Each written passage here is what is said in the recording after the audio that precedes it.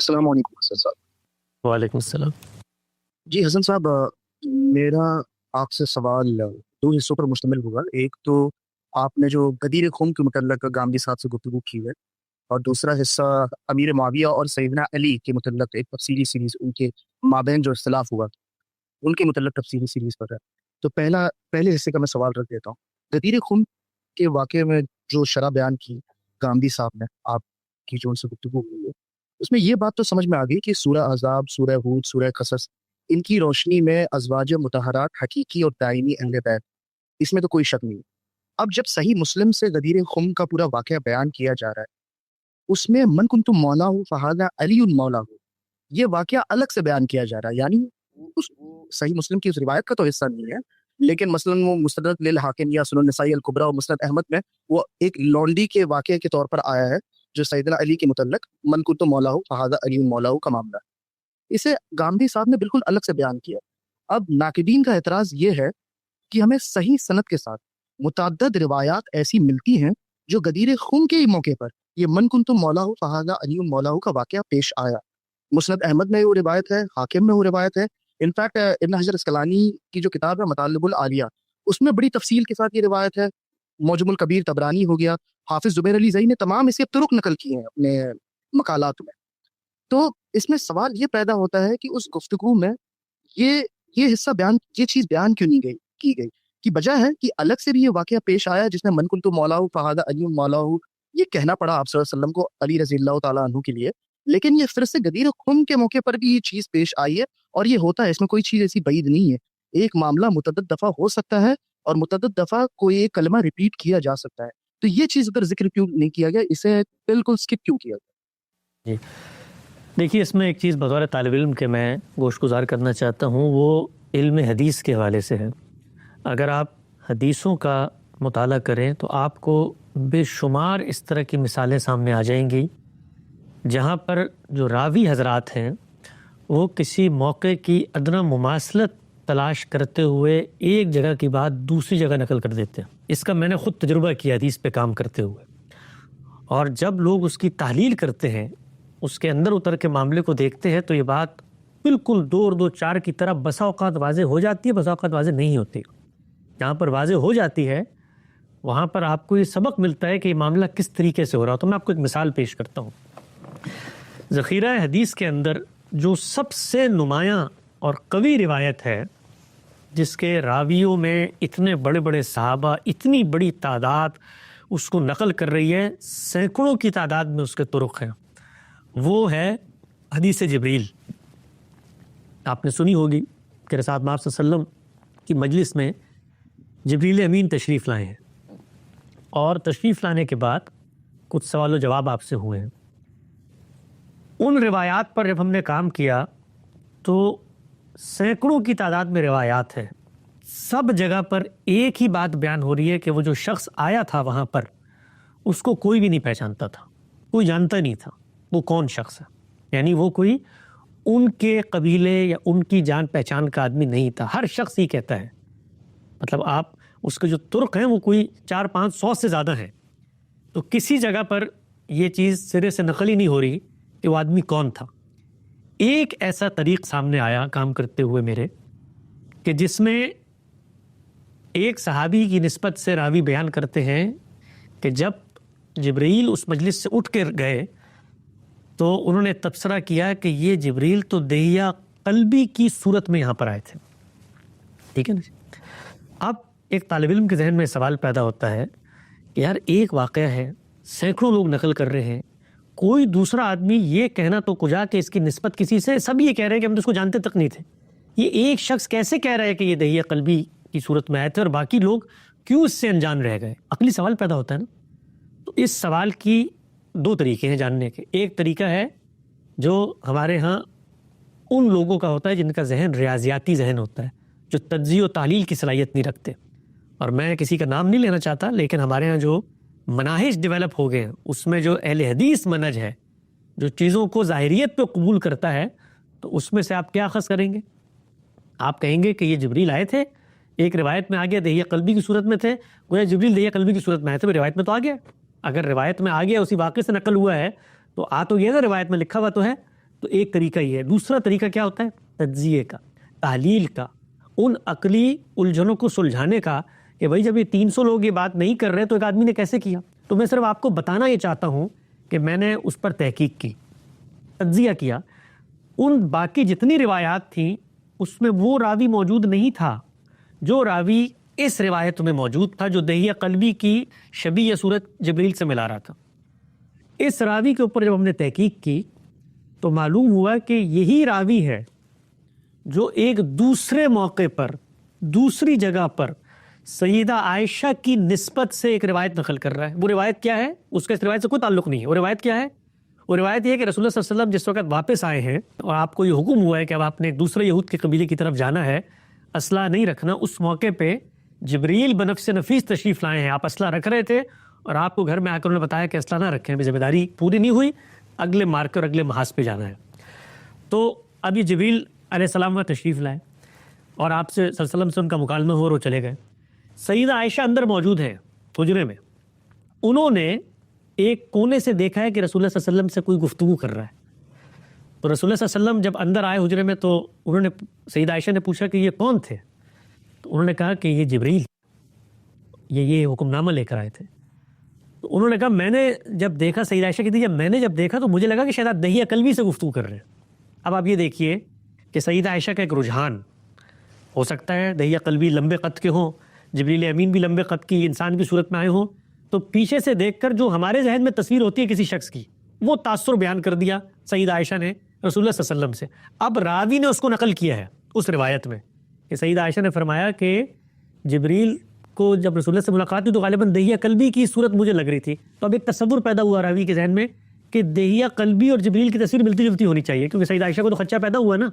تو یہ تصور اس نے اس روایت سے لیا اور جا کے حدیث جبریل کے اندر ٹانگ دیا. جس حدیث جبریل میں سب راوی یہ کہہ رہے ہیں کہ ہم بندے کو واقف ہی نہیں، اس کی شکل دیکھ کے پتہ نہیں چلتا کون ہوتا ہے. تو یہ روایتوں کے اندر بے شمار جگہوں پر یہ کام ہوتا ہے کہ ایک موضوع سے متعلق، ایک باب سے متعلق کوئی چیز آپ کو کسی دوسری جگہ موضوع لگتی ہے تو وہاں پر آپ اس کو ٹانک دیتے ہیں. کہیں پر آپ کو آیات اس کے شان نزول کے پس منظر میں کھڑی نظر آتی ہیں، ان کو وہاں پر آپ داخل کر دیتے ہیں. آپ اس کو اگر دیکھنا چاہیں، ہمارا علم النبی کے اوپر کام ہے، وہ کام ابھی منظر عام پر آ رہا ہے، انشاءاللہ ایک آدھ مہینے میں وہ چھپ کے لوگوں کے ہاتھوں میں ہوگا. ہم نے ہر روایت کے بارے میں یہ کیا ہے کہ اس میں ماضی میں جا کر ان تمام واقعات، اس سے متعلق مباحث، ان کو جمع کر کے جامع متن بنایا ہے. اس سے اس کے اطلاقات سامنے آتے ہیں اور اس سے یہ اندازہ ہوتا ہے کہ کس طریقے سے ادنا مماثلتیں دیکھ کر راوی واقعات کو اس طرح خلط ملط کر دیتے ہیں. اس کی ایک اور بڑی اچھی مثال اسراء و معراج کا واقعہ ہے. 4 الگ الگ واقعات جن میں سے بعض قرآن میں بیان ہوئے ہیں، بعض روایتوں میں بیان ہوئے ہیں، رسول اللہ کے روئے ہیں، ان سب کو ملا جلا کر ایک پیکج بنا دیا گیا. وہ قرآن نے یہاں پر مشاہدہ کروایا ہے، وہ روایت کے اندر خواب کا مشاہدہ بن گیا. جو خواب کا مشاہدہ تھا وہ قرآن کے مشاہدے کے ساتھ خلط مبس ہو گیا، اس کو بیان اس طرح کیا گیا کہ وہ حصی مشاہدہ بن گیا. تو روایات میں اس کی بے شمار مثالیں ملتی ہیں. یہ اہل حدیث ذہن کے لیے اس بات کو سمجھنا ذرا مشکل کام ہے، اس لیے کہ وہ چونکہ روایت کو وہی غیر مطلوب کی حیثیت دیتے ہیں حدیث کو، تو اس کے نتیجے میں ان کے لیے یہ سمجھنا ذرا مشکل ہو جاتا ہے کہ یہ جو وحی غیر مطلوب ہے اس کے اندر اختلاط بھی ہو جاتا ہے اس طریقے سے. اور اس وحی کو جب روایت بالمعنی کے اصول پر راوی بیان کرتے ہیں تو یہ خرابیاں، یہ مسائل پیدا ہو جاتے ہیں. خود اس کی بڑی اچھی مثال عذاب قبر کی روایات ہیں. آپ ان کے اوپر ہم نے کام کیا ہے، بڑا تفصیلی کام ہے، اس میں سال سے زیادہ وقت لگا، وہ بھی اب چھپ رہا ہے، اس کو آپ دیکھیے. اس کے اندر اتمام حجت کی روایات ہے، جس طرح ان کو بیان کیا جاتا ہے ان کے پس منظر سے کاٹ کے اور چیزیں ادھر ادھر سے شامل ہو جاتی ہیں. تو یہ جو معاملہ ہے، یہ روایتوں کو جو لوگ وحی کی روشنی میں دیکھتے ہیں ان کی سمجھ میں آسانی سے نہیں آ سکتا. ان کے نزدیک مسلم کے اندر اگر کوئی چیز بیان ہو گئی ہے، خود صحیح مسلم کے اندر صحیح روایت ہے نا، ذرا رب الفضل کی روایات کو دیکھیے. غامدی صاحب نے تحلیل کر کے بتایا ہے اور آج تک اس تصور پر کوئی نقد نہیں کر سکا علمی انداز میں کہ 2 روایتیں ہیں، اوپر نیچے ہیں، اور نظر آ رہا ہے کہ ایک کی بات دوسری میں شامل ہوگی، دوسری کی بات اس میں شامل ہوگی. موقع نہیں ہے یہاں پر میں روایات کی تفصیل کروں، تو اس کو آپ میزان کتاب میں دیکھیں. تو یہ بہت ہوتا ہے ذخیرہ حدیث کے اندر.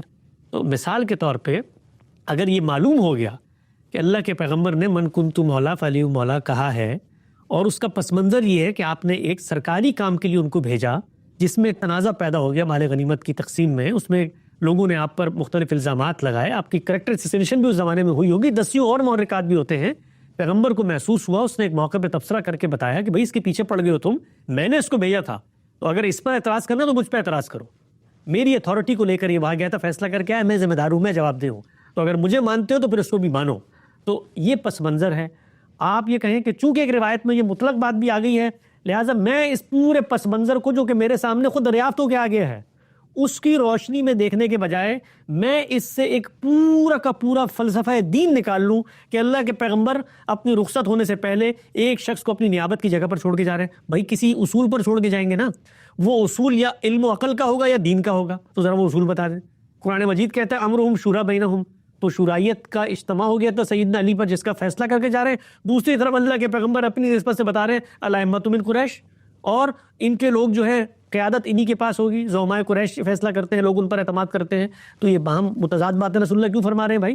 ایک طرف قریش کی رسالت میں آپ صلی اللہ علیہ وسلم اپنے مسلح پہ کھڑا کرتے ہیں تو ایک دوسرے شخص کو کھڑا کرتے ہیں. اچھا صحابہ کا پورا جو قوم ہے وہ رسول اللہ کے بعد اس آپ کی وصیت کی روشنی میں جس شخص کا انتخاب کرتی ہے وہ تو کوئی دوسرا شخص ہے.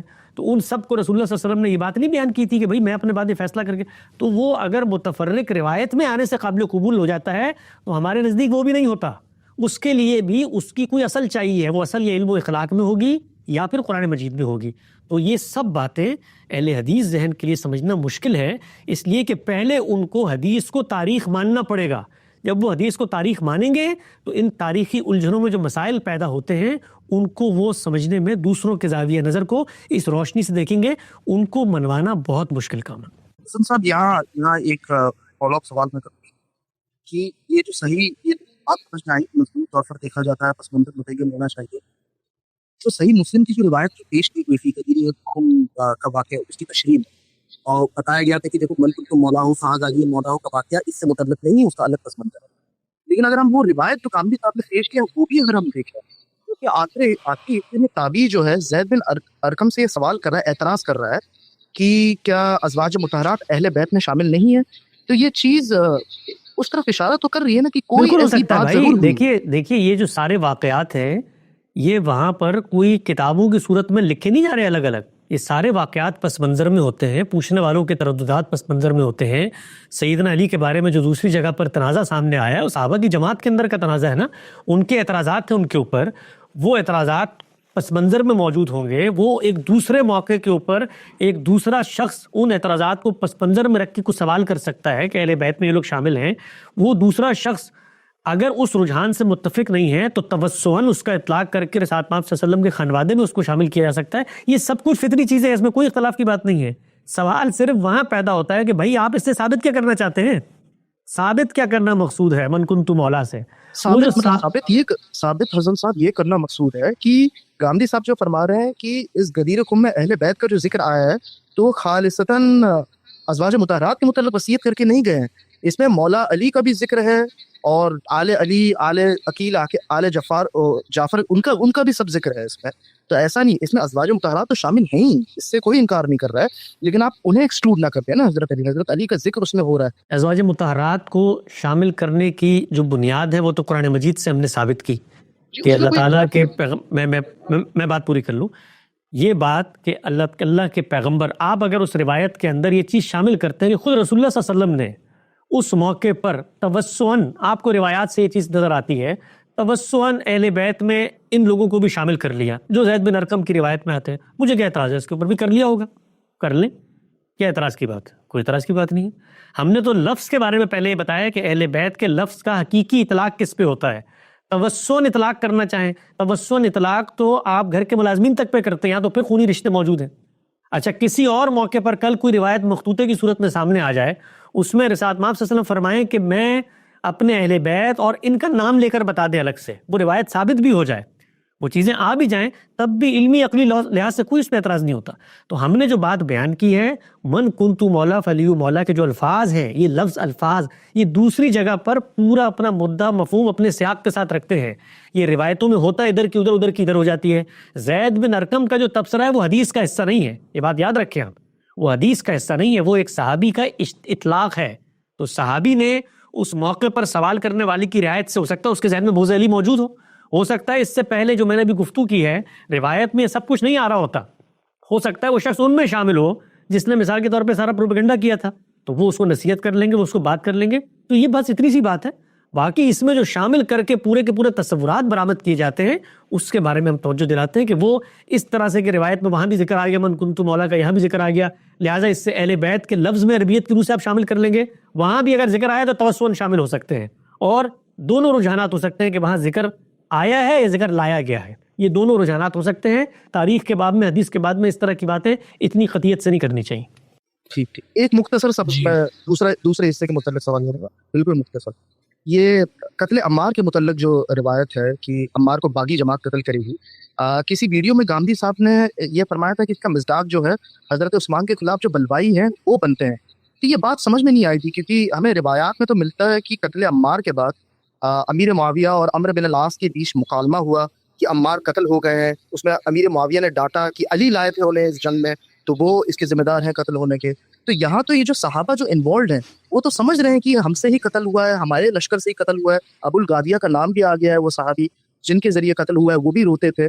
تو یہ بلوائیوں کی طرف انہیں لے کر جانا، فٹ کرنا، یہ ذرا بات سمجھ میں نہیں آئی. اس کی ذرا وضاحت کریں. دیکھیے، روایت کے اندر جب کوئی بات بیان ہوتی ہے تو اس بیان ہونے والے نقطہ نظر کو سمجھا جاتا ہے. غامدی صاحب نے اپنا ایک رجحان بیان کیا بڑی تفصیل سے. قاضی طاہر الہاشمی صاحب جو ہیں انہوں نے بھی اپنا رجحان اور اپنا پورا نظریہ سیدنا امیر معاویہ کے بارے میں جو 100 اعتراضات ہیں اس کتاب میں لکھا ہے. اس رجحان کی جو بنائے استدلال ہے وہ الف لام الفیہ الباغیہ کے اندر جو آگے ہے وہ ایک تحدید تخصیص کا اشارہ کرتا ہے زبان کے قرائن اور زبان کی روح سے. جب آپ معاملے کو دیکھتے ہیں تو اس میں حقیقت کی طرف جاتے ہیں کہ یہ جو سب کچھ ہوا ہے یہ کس چیز کا نتیجہ تھا، یعنی اس کا صحرا کس کے سر پہنایا جانا چاہیے جنہوں نے ان سارے کے سارے نقصانات کی بنیاد رکھی ہے. تو وہ اصل میں وہ گروہ باغیہ ہے جنہوں نے سیدنا عثمان کے خلاف بغاوت کی تھی، بلوائیوں کا گروہ. اب پیغمبر جب یہ کہتے ہیں یا پیغمبر کی نسبت سے کہا جاتا ہے کہ عمار کو باغی گروہ قتل کرے گا، تو یہاں پر تو پہلی چیز ہم یہ بتاتے ہیں کہ بغاوت تو ہو ہی نہیں رہی. اصول میں دیکھو نا چیزوں کو، بغاوت تو تب ہو کہ جب انعقاد خلافت کے بعد کوئی ایک گروہ اٹھے اور وہ بغاوت کا علم بلند کر دے. بغاوت تو عملاً کو کر نہیں رہا. آپ عملاً عقلاً باغی کا اطلاق کر نہیں سکتے اس لیے کہ انعقاد حکومت کو نہیں مانا گیا. اس پہ بڑی تفصیل سے ہم نے اپنا نقطہ نظر بیان کیا ہے کہ باغی گروہ کو پہلے حقیقت میں باغی ہونا چاہیے. اس سے ہٹا کر، یعنی یہ روایت ہو یا نہ ہو، آپ کو پہلے جو سرکمسٹانسز ہیں اس میں کسی گروہ کو باغی ثابت کرنا ہے کہ تم باغی ہو، اور وہ باغی جو ہے دونوں کو ثابت کرنا ہے. ان لوگوں کو بھی جو لڑ رہے وہ کہیں گے تم باغی ہو، اور ان لوگوں کو بھی تسلیم کرنا ہے کہ ہم نے بغاوت کر دی، ہم کھڑے ہو گئے. تو ہم نے نوعیت مسئلہ کو سمجھایا کہ یہاں پر بغاوت کی بحث ہی نہیں ہو رہی، انعقاد خلافت کے اندر اختلاف ہے، اور اس اختلاف میں یہ جنگیں پیش آئی ہیں، اور یہ جنگوں کا آغاز بھی اس گروہ نے نہیں کیا جن کو تم باغی کہہ رہے ہو. یہ تو تاریخ کے مسلمات ہیں. ان مسلمات تاریخ سے انکار نہیں ہو سکتا کہ جنگیں ہوئی کیسے ہیں. کیا نعوذ باللہ آپ کی نظر میں سیدہ عائشہ باغی ہیں جنہوں نے سیدنا علی سے جنگ کی ہے؟ سوال کے جواب دیجئے گا مجھے. یہ جسارت تو کوئی نہیں کرے گا. کیوں نہیں کریں گے آپ؟ یعنی انہی سیدنا علی کے مقابل میں جب دوسرا گروہ کھڑا ہوتا ہے تو وہاں تو جسارت فوراً ہو جاتی ہے کہ باغی گروہ کا اطلاع، کیونکہ وہاں پہ حدیث عمار آ جاتی ہے سامنے. اس لیے ہو جاتی ہے. بھائی کچھ خدا کا خوف کریں. یعنی صحابہ کرام وہاں پر موجود ہیں. ذرا تصور کریں ایک لمحے کے لیے، یہ جو پہلی جنگ ہوئی ہے اس میں اگر شہادت سیدہ عائشہ کی ہو جاتی، آخر جنگ کے اصولوں پر ہی ہوتی ہے نا، تو اللہ نے محفوظ رکھا. اگر سیدہ عائشہ کی شہادت ہو جاتی تو آج ایک دوسرا گروہ آپ کو کھڑا ہوا نظر آتا جو اسی طرح مظلومیت کی داستانیں سنا رہا ہوتا اہل بیت کے خلاف کہ دیکھیے انہوں نے کیا کر دیا امہات المومنین کے ساتھ. تو واقعات کی نزاکت کو، حقیقی صورتحال کو سمجھیں کہ ایک تنازع پیدا ہوا ہے، خلیفہ وقت کو ایک گروہ نے اٹھ کے قتل کر دیا ہے. اس گروہ نے اس کی حمایت سے ایک ڈیفیکٹو حکومت کا انعقاد ہوا ہے جس کو اس عہد کے بڑے اسٹیک ہولڈر ماننے سے انکاری ہیں، اور وہ یہ کہتے ہیں کہ یہ جو بلوائی ہیں ان کے ہاتھ میں نان حکومت ہم جانے نہیں دیں گے. آپ ذرا پڑھیے سیدنا عثمان کے جو ورثاء ہیں انہوں نے کیسے خطوط لکھے، باقاعدہ انہوں نے اپنے شہید باپ کے کرتے کو بھجوایا ان فریقین تک کہ ہمارے باپ کے ساتھ یہ ہوا ہے، اور یہاں پر یہ عالم ہے کہ جن لوگوں نے یہ کیا ہے ان کی بساط پر حکومتیں سنبھالی جا رہی ہیں، ان کو گورنر بنا کر بھیجا جا رہا ہے، مالک نشتر اور باقی لوگ. تو یہ تنازع ہے. اس تنازع میں کسی نے حملہ نہیں کیا جو لوگ یہاں پر موجود تھے. دونوں جنگوں کا انعقاد اور ابتدا کہاں سے ہوئی ہے؟ تو پہلے عقلی طور پر اس چیز کو آپ باور کروائیے کہ فریق جو ہے وہ عملاً بغاوت کر کے کھڑا ہو گیا ہے، عملاً بغاوت کر کے نہیں کھڑا ہوا۔ اب اگلی بات یہ ہے کہ آپ کو پیغمبر کی نسبت سے ایک چیز نظر اچھا ایک فریق کو آپ باغی گروہ قرار دے رہے ہیں ایک روایت کی بنیاد پہ، میں آپ کے سامنے اتنی روایتیں بھی پیش کر دوں گا کہ جس کو آپ باغی گروہ قرار دے رہے ہیں، رسالت آپ صلی اللہ علیہ وسلم ان کو جنتی گروہ قرار دے رہے ہیں، تو اس کی بنیاد پر میں کیا یہ فیصلہ کروں کہ سیدنا امیر معاویہ کے مقابلے میں جو لوگ تھے وہ سب کے سب جہنمی ہیں اس لیے کہ رسول اللہ نے ان کو جنتی قرار دے دیا؟ رسول اللہ نے فرمایا ہے خود سیدنا امیر معاویہ کی حکومت کے اوپر ہم نے روایتوں کے اندر سے ان اطلاقات کو نکال کے بتایا ہے کہ وہ عہد کون سا بنتا ہے جس میں آپ نے پیشن گوئی فرمائی ہے کہ حکومت ایک شخص قائم کرے گا اور اس کے دور میں کیا حالات ہوں گے آسودگی کے اور مالی فراوانی کے۔ تو اس کی بنیاد پر میں کہوں کہ مہدی کی روایات کا اطلاق سیدنا امیر معاویہ پہ ہو گیا، لہٰذا سامنے والا گروہ اب جہنمی ہو گیا۔ کچھ خدا کا خوف کرو بھائی، اس طرح کی روایات کو ان کے پس منظر میں رکھ کے دیکھنا چاہیے۔ کسی روایت سے جو سیدنا امیر معاویہ کے حق میں آتی ہے ان کے کسی سیاسی فیصلے کی توجیہ نہیں ہوتی۔ رسول اللہ نے فرمایا ہے کہ میرے امت کا ایک گروہ نکلے گا جو پہلی دفعہ پانیوں کے اوپر سے گزر کر جہاد کرے گا، سیدنا امیر معاویہ کے دور میں ہوا۔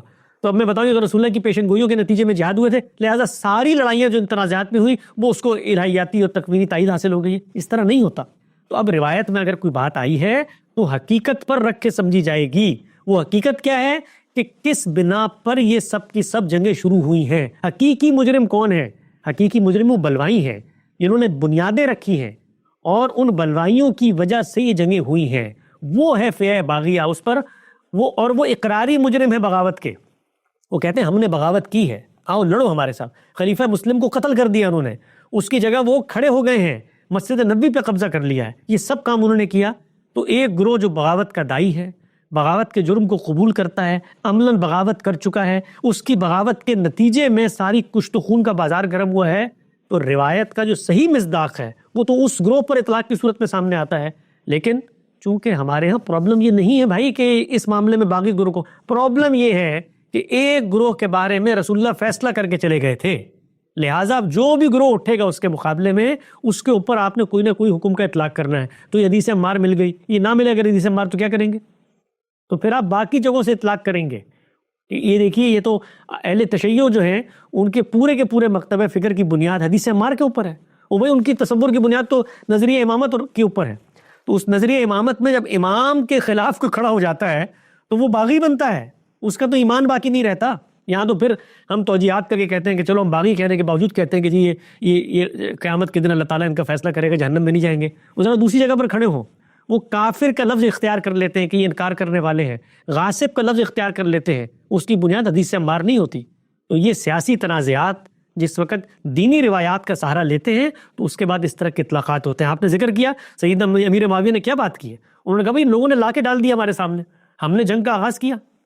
اور اگر سب سے اہم بات جس پر کوئی جواب آج تک نہیں آیا، میں آپ سے پوچھنا چاہتا ہوں، براہ راست مجھے جواب دیں، یہ باغی گروہ تھا تو اس کا مطلب کیا ہے کہ رسول اللہ صلی اللہ علیہ وسلم نے دوسرے گروہ کے ساتھ اپنی تائید کا اعلان کر دیا، دوسرا باغی نہیں ہوگا؟ تو یہ باغیوں کے ساتھ تحکیم کا معاملہ کیوں کیا گیا، اس کا مجھے جواب دیتے۔ یہ باغی تھے لیکن مسلمان تھے حسن صاحب، مسلمانوں کے ساتھ تو اگر یہ امن کی پیشکش ہوگی تو ظاہر سی بات ہے آگے پڑھ کر وہ تحکیم کا معاملہ بھی ہوگا۔ باغی کا مطلب تو یہ نہیں ہوا نا کہ وہ لازماً کافر ہی ہو۔ نہیں آپ نہیں کافر نہیں، کافر کے ساتھ بھی ہو سکتا ہے امن کا معاہدہ ہونے میں کوئی مسئلہ نہیں ہے۔ سوال یہ ہے آپ کو یہ بشارت ہے کہ آپ کے مقابلے میں لڑنے والا گروہ باغی ہوگا، آپ کو یہ بشارت ہے نا، آپ کو پتہ چل گیا کہ عمار کے قاتل باغی ہوں گے۔ اب باغیوں نے جب قتل کیا ہے تو اس موقع پر آپ کو یہ روایت پیش کرنی ہے نا بھائی، سیدنا علی کو تحکیم کے موقع پہ یہ روایت پیش کرنی تھی کہ اللہ کے پیغمبر میری تائید اور میرے حق میں یہ فیصلہ کر کے چلے گئے ہیں، تم لوگ بات کرتے ہو قرآن پہ فیصلے کا، فیصلہ تو کیا ہو چکا ہے، یہ فیصلہ اب کس چیز پر ہوگا نیا؟ جب فیصلہ ہو چکا ہے تو نیا فیصلہ کس بنیاد پہ ہوگا؟ سوال یہ ہے بھائی آپ نے میرے خلاف اقدام کیا، آپ نے میرے بندے مار دیے، بندے مارنے کے بعد آپ آگے ہیں کہ بھائی فیصلہ کرو، جنگ بندی کرو اور آ کر مذاکرات کرو یا بات کرو یا تحکیم کرو، لوگوں کو بٹھاؤ، تو موقع تو وہ ہے اس چیز کو بیان کرنے کا کہ اللہ کے پیغمبر فیصلہ کر کے گئے ہوئے ہیں بھائی کہ تم لوگ باغی ہو، پہلے تو اس کو تسلیم کرو تم لوگوں نے غلط کام کیا ہے۔ جس وقت میں تحکیم کو مان لیتا ہوں، میں معاملے کی نیوٹرلٹی پر آ گیا، نیوٹرل کر دیا میں نے معاملے کو۔ تو یہ جو پورا تصور ہم پیش کر رہے ہیں اس گروہ کی نسبت سے، کیا سیدنا علی نے کسی موقع پر یہ روایت پیش کی ہے کہ عمار کو باغی گروہ قتل کرے گا لہٰذا یہ سارا گروہ باغی ہے؟ تحکیم کی بات کرتے ہو، ان باغیوں سے تحکیم کریں گے؟ وہ جو دوسرے باغی تھے ان سے مل کے تو حکومت بنا لی گئی. جو حقیقی باغی تھے وہاں پر تو یہ عالم تھا کہ حکومت بنا لی گئی. یہاں پر یہ ہے کہ جی یہ باغی گروہ یہاں تحکیم کی جا رہی ہے. جی درست درست. سیدنا علی کی نسبت سے بتائیں نا کہ انہوں نے کہا ہو کہ ہمارا مقابلہ باغیوں کے گروہ سے ہے. اچھا ایک باغیوں کا گروہ ہے پہلا، یہ والے سیدنا امیر معاویہ، تو پہلا گروہ کیوں باغیوں کا نہیں اس کے جس کی قیادت سیدہ عائشہ طلحہ زبیر کر رہے ہیں؟ یعنی عقلی اصول میں بتائیے نا. جب یہ سوال پیش کیا جاتا ہے تو وہ کہتے ہیں کہ لغوی طور پر آپ باغی انہیں بھی کہہ سکتے ہیں، خارجی بھی کہہ سکتے ہیں. ہاں یعنی سیدہ عائشہ باغی تھی لغوی طور پہ. اب میں ان صاحب کا نام نہیں لینا چاہتا، لیکن وہ کہتے ہیں کہ دیکھو اگر آپ خروج کا بھی اگر آپ تو اطلاق کرنا چاہیں وہ پھر سیدہ پوری عائشہ بات کریں. وہ جو صاحب کہتے ہیں نا وہ پوری بات کریں. وہ پوری بات صرف یہ نہیں کرتے، وہ جماعت صحابہ کو غاصب سمجھتے ہیں. وہ پوری بات کریں اور آ کر دیانتداری سے بات کریں کہ ہم صحابہ کی جماعت کو غاصب سمجھتے ہیں. انہوں نے اقتدار جو اہل بیت میں سیدنا علی کے سپرد ہونا تھا اس کو چھین لیا ان کے ہاتھ سے. ہم سب کو غاصب سمجھتے ہیں. تو کھل کر کہیں نا تکیہ کیوں کرتے؟ آئی تھنک حسن صاحب اس میں سب سے امپورٹنٹ یہ ہے کہ حضرت علی نے خود اسے استدلال کے طور پر نہیں پیش کیا کہ دیکھو قتل عمار ہو گیا اب تو بات یہ سب ہو گیا. تحکیم قبول کرنے کا مطلب کیا ہے بھائی؟ حکم بنانے کا مطلب کیا ہے؟ حکم بنانے کا مطلب ہے کہ معاملے کو میرٹ پہ دیکھا جائے. تو میرٹ اگر آپ کے حق میں تائید ہے روایت کی، حکم کو روایت پیش کریں گے آپ. تحکیم جڑی ہوئی ہے اس پورے تصور سے. میں اگر ایک معاملے میں ایک استحقاق رکھتا ہوں تو پھر میں میرٹ پر تحکیم کا مطالبہ نہیں کر سکتا. وہاں پر قرآن پہ اٹھائے نا، قرآن کی روشنی میں فیصلہ ہو تو ہونا چاہیے تھا روایت کی روشنی میں فیصلہ ہو. روایتیں کاغذوں پہ لے کے نیزوں پہ لٹکائی جاتی ہیں کہ عمار باغی گروہ قتل کرے گا، اس کی بنیاد پہ فیصلہ کرو. قرآن اٹھائے گا کہ روایت اٹھائے گی؟ بالکل درست، بالکل واضح ہو گیا. بہت بہت شکریہ. جی ماشاءاللہ حسن بھائی، آپ نے ایک مختلف زاویہ نظر سے بات کو سمجھانے کی کوشش کی اور بہت سی نئی باتیں بھی ہمیں سیکھنے کو ملی.